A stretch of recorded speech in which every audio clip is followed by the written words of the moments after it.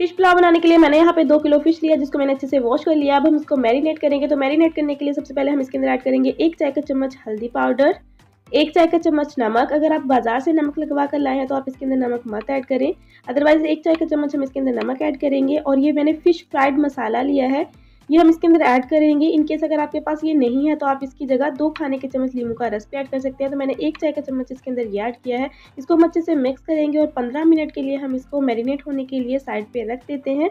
जब तक fish marinate हो रही है तब तक हम ये चावल भिगो देते हैं। तो मैंने ऐसे 2.5 गिलास चावल के लिए हैं, 2 और आधा, जिसको मैंने अच्छे से चुन लिया है, साफ कर लिया है। अब हम इसको 3 से 4 बार धोएंगे और इसके अंदर पानी डाल के इसको साइड पे रख देते हैं आधे घंटे के लिए, ताकि चावल अच्छे से भीग जाएं। उसके बाद हम इसका पुलाव बनाएंगे। 15 मिनट हो चुके हैं फिश को रखे हुए, तो अब हम फिश को फ्राई कर लेते हैं। तो उसके लिए मैंने ऑयल गर्म किया है, गर्म ऑयल के अंदर हम फिश ऐड कर देंगे। तो फिश को फ्राई करने से पहले ऑयल का गर्म करना जरूरी है। ठंडे ऑयल में कभी भी फिश को मत ऐड कीजिएगा, वरना इसका सारा मसाला उतर जाएगा और ये अच्छी नहीं बनेगी। तो इसको हम एक साइड से फ्राई होने देते हैं। जैसे ही फिश एक साइड से फ्राई हो जाएगी, हम इसकी साइड को पलट देंगे और अलटते पलटते हुए हम इसे मीडियम टू हाई फ्लेम पे अच्छे से फ्राई कर लेते हैं, जब तक कि ये ऊपर से अच्छे से क्रिस्पी नहीं हो जाती है।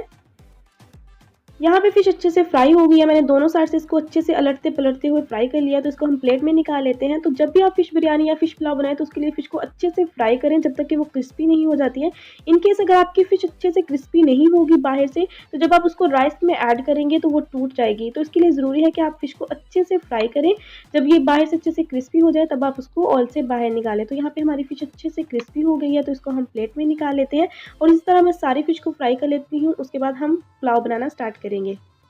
सारी फिश को मैंने अच्छे से फ्राई कर लिया है। तो यहाँ पे हमने एक कढ़ाई ली है, कढ़ाई के अंदर हम ऐड करेंगे आधा कप ऑयल। ये वही वाला ऑयल है जिसके अंदर हमने फिश को फ्राई किया था, वही ऑयल ऐड करने से पुलाव में अच्छा टेस्ट आएगा। तो ऑयल चूंकि गर्म है तो हम साथ ही इसके अंदर ऐड कर देंगे 1 खाने का चम्मच गरम मसाला। गरम मसाला जैसे ही ऐड करेंगे, चूंकि ऑयल गर्म है तो फ़ौरन ही वो फ्राई हो जाएगा। और साथ ही हम इसके अंदर ऐड कर देंगे ये 2 मीडियम साइज़ के बारीक कटे हुए प्याज। प्याज ऐड करने के बाद हम प्याज़ों को गोल्डन ब्राउन होने देते हैं। जैसे ही प्याज हमारे गोल्डन ब्राउन हो जाएंगे, हम इसके अंदर ऐड कर देंगे 1 खाने का चम्मच लहसुन और अदरक कूटा हुआ। आप लहसुन और अदरक का पेस्ट भी ऐड कर सकते हैं। लहसुन अदरक को हम 1 मिनट के लिए फ्राई करेंगे, इससे ज़्यादा फ्राई नहीं करेंगे वरना ये बिल्कुल ही जल जाएंगे। जैसे ही 1 मिनट हो जाएगा, हम इसके अंदर 3 मीडियम साइज़ के कटे हुए टमाटर ऐड कर देंगे। टमाटरों को भी अच्छे से मिक्स कर लेते हैं।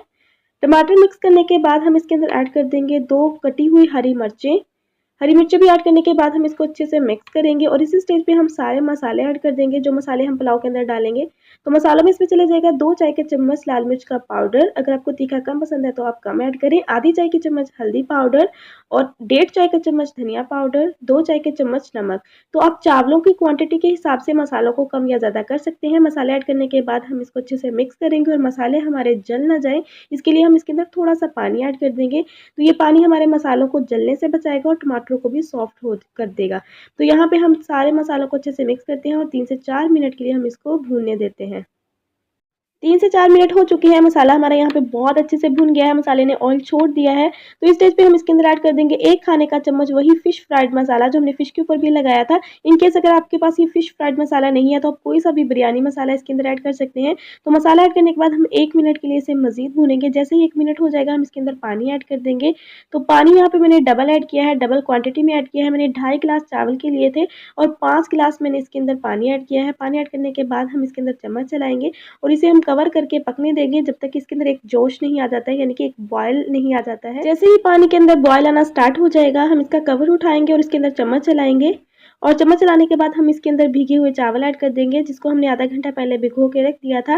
और चावल ऐड करने के बाद चावल ना टूटें, इसके लिए बहुत ज़रूरी है कि आप इसके अंदर हल्के हाथों से चम्मच चलाएं और बहुत कम चम्मच चलाएं। जितना आप कम चम्मच चलाएंगे चावल आपके उतने ही खिले खिले बनेंगे, टूटेंगे नहीं। तो इसको हम कवर कर देते हैं और 20 मिनट के लिए पकने देते हैं मीडियम फ्लेम पर, या तब तक जब तक कि चावल जो है अच्छे से पक नहीं जाते हैं। 20 मिनट हो चुके हैं यहाँ पे चावलों को मीडियम फ्लेम पर पकते हुए। पानी जो है वो चावलों को ऑलमोस्ट खुश्क हो गया है और चावल में भी सिर्फ एक कनी बाकी रह गई है, जो कि दम के अंदर अच्छे से गल जाएंगे। चावलों को हल्के हाथों से हल्का सा मिक्स करेंगे और इसके ऊपर हम सारी फ्राइड की हुई फिश लगा देंगे। तो फिश आपने तभी ऐड करनी है जब आप दम लगाने लगेंगे, उससे पहले आपने ऐड करनी है, शुरू में नहीं ऐड कर देनी है। तो सारी फिश को हम चावलों के ऊपर इस तरह फैला देंगे। फिश ऐड करने के बाद हम कटा हुआ हरा धनिया इसके ऊपर डालेंगे और इसको हम दम पे रखेंगे। तो दम पे रखने के लिए ये आप एल्यूमिनियम पेपर के साथ इसको कवर कर लें या किसी भी कपड़े के साथ आप इसको कवर कर लें। तो मैंने एल्यूमिनियम पेपर के साथ इसको अच्छे से कवर कर दिया और इसे हम 10 मिनट के लिए लो फ्लेम पर दम पे रख देते हैं। 10 मिनट हो चुके हैं, कढ़ाई को मैंने चूल्हे से नीचे उतार लिया, फ्लेम को ऑफ कर दिया और अब हम इसका दम खोलते हैं। तो इसका ये जो पेपर है हम इसको निकाल देते हैं। तो ये पेपर लगाने से ये फ़ायदा होता है कि स्टीम बिल्कुल भी बाहर नहीं निकलती है, हमें ढक्कन के ऊपर कोई वज़न रखने की भी ज़रूरत नहीं पड़ती है, इसका ये फ़ायदा होता है। तो दम को मैंने खोल दिया है और बहुत ही कलरफुल, बहुत ही टेस्टी हमारा फ़िश पुलाव बनकर तैयार हो गया है। आप चाहें तो फ़िश के पीसेस को साइड पे निकाल लें प्लेट में और उसके बाद आप पुलाव को मिक्स कर लें या बिल्कुल ऐसे ही मिक्स कर लें।